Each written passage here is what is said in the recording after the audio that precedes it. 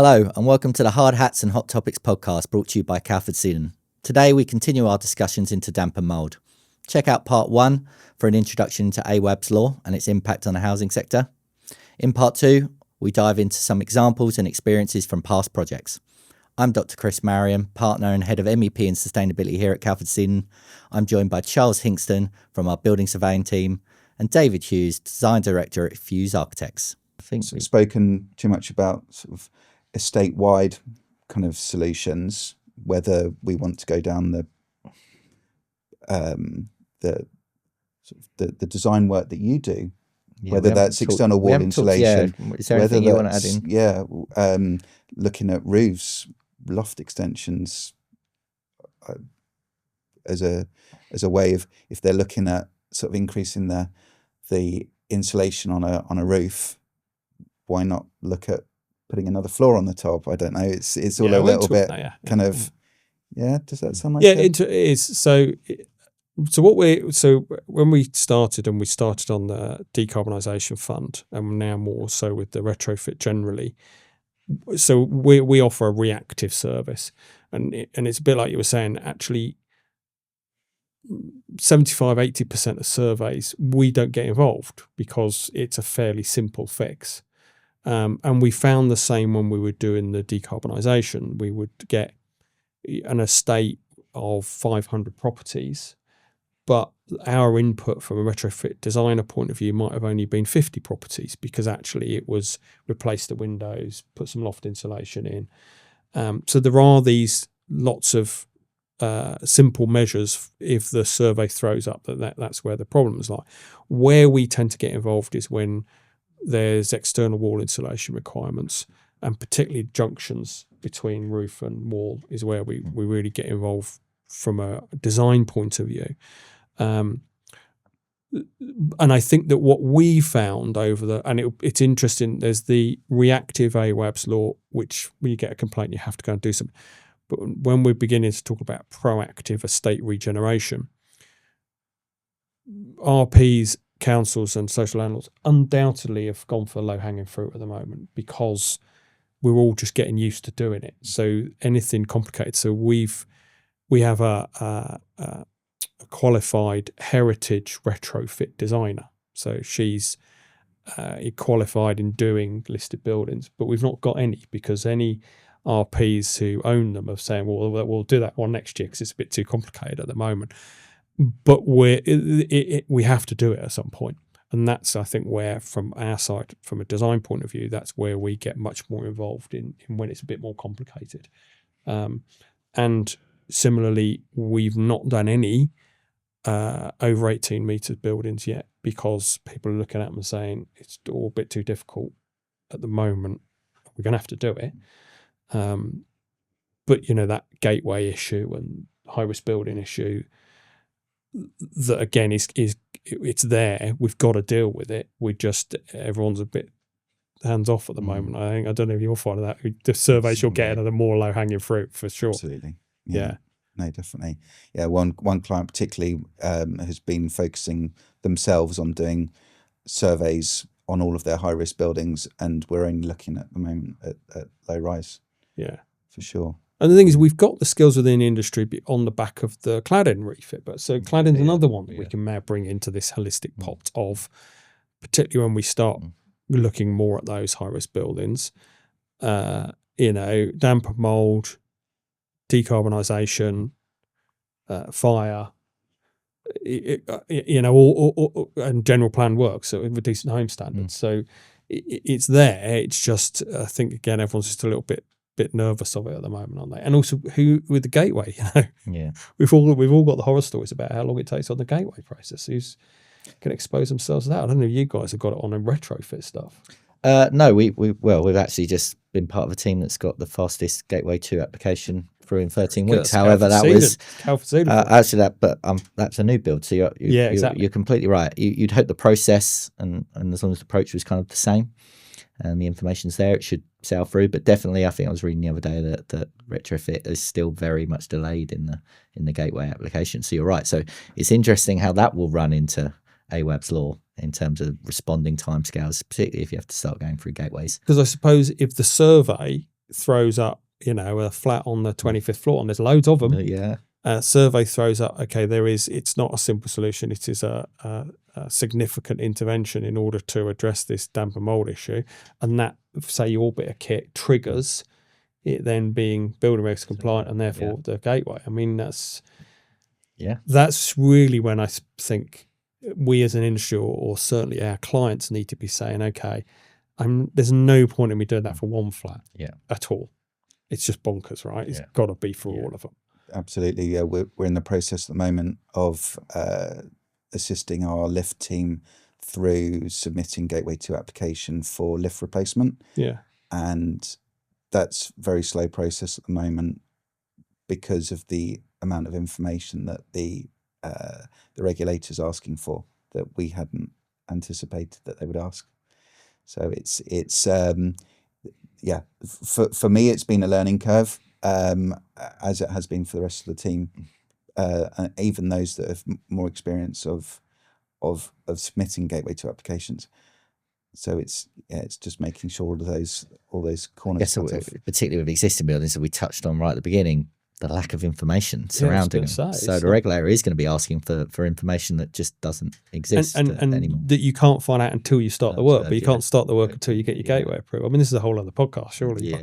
But, if you're beyond my skill set. But it's fascinating about how that will also get tied into all of the stuff that we're doing. Yeah. Yeah. Okay, Charles, do you want to tell us a bit more about the different types and causes of damp and mould?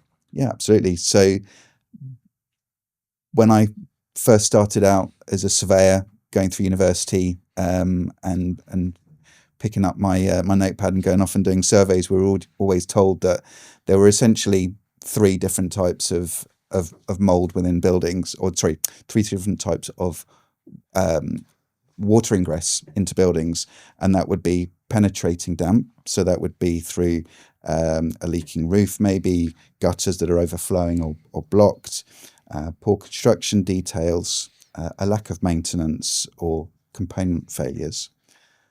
Then there's rising damp, which could be through a lack of DPC, a damp proof course, which some of you may think is very odd, but that's quite common, particularly in historic buildings. They didn't worry about them at all. Then there's failure of a DPC, so the material that prevents that water migrating up through the brickwork may well have degraded and is therefore failing. And then the last one is a breaching of the DPC, whereby somebody may have installed a patio or laid some more tarmac against a building where it's then breached the DPC, so water can then jump over the DPC and water can enter the building that way. And then there are internal issues, whether that's leaking pipe, high humidity leading to condensation, and then inappropriate use of washing facilities. So that might be leaving a sink or a bath to overflow, or in the past I've heard a lot of people complaining of their neighbours bucket bathing, and they haven't got a shower curtain or something, and they're literally sloshing water over themselves, and water fills the bathroom and then leaks down into the flat below. So all of those things will lead to a build-up of moisture within the building, which, if it's then unable to evaporate and leave the building, will create condensation, humidity, and lead to mould.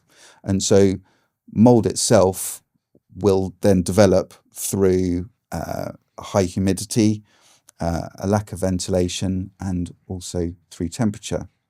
We've spoken a little bit about having a good high temperature of the room, but if you've then got a cold surface within that room, then the condensation will still appear.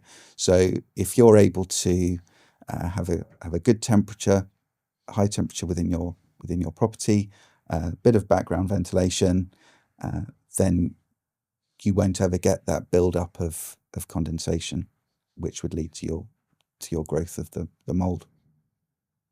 Bucket bathing sounds like my son, how he does his showers in our house. So anyway. Yeah.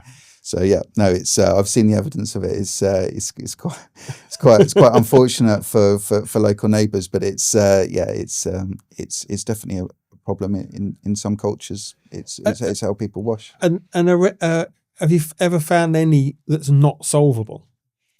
No.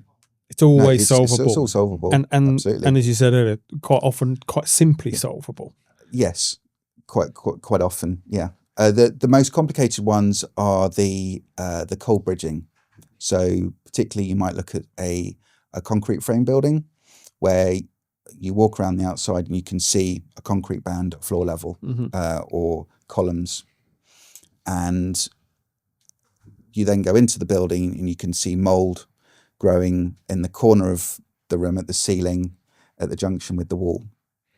And that is because the outside face of that concrete is cold, and that cold has migrated into the building through the concrete.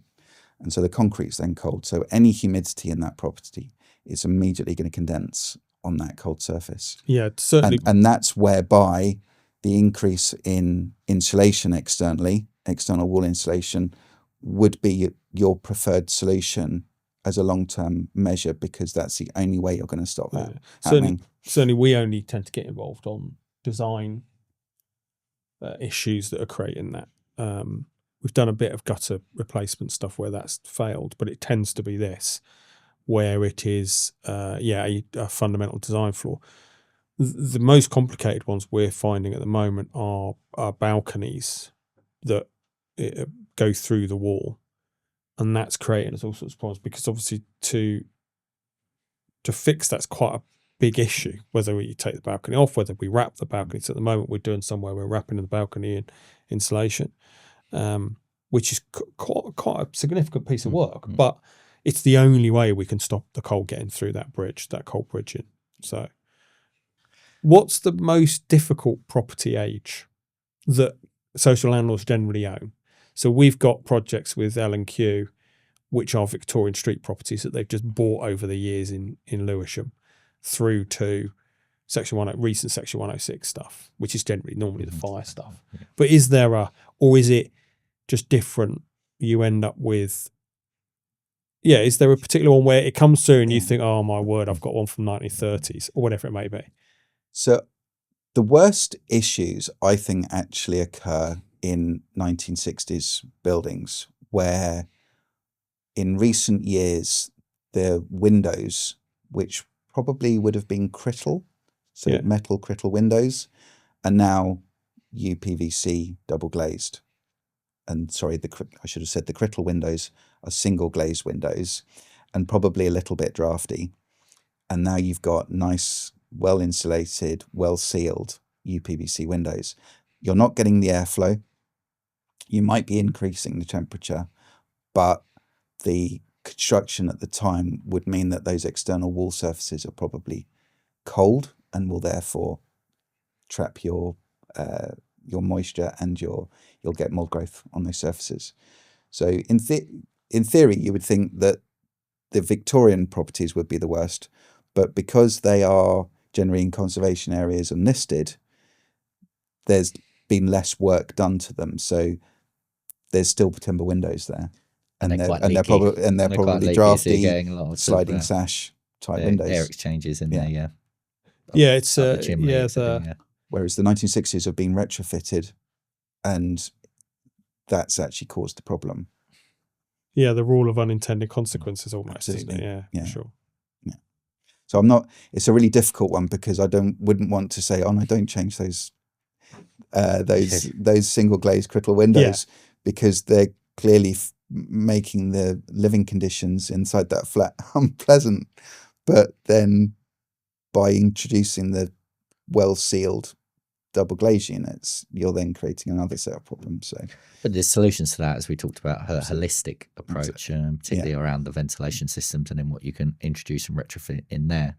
And that's where we start to come on to, what's your overall aim here? Is it a simple one-stop shop? I just don't want damp and mould, or is it a case of, no, actually I want to improve the internal environment, I want to make it more firmly efficient, and that starts to lead you down the different types of mechanical ventilation you can have. I mean, Charles, you talked about the positive input ventilation there, but it's very basic in a way. It's just air being introduced from at winter directly outside, nice cold draft coming. You're introducing that mechanically, and then kind of letting it flow out through active vents.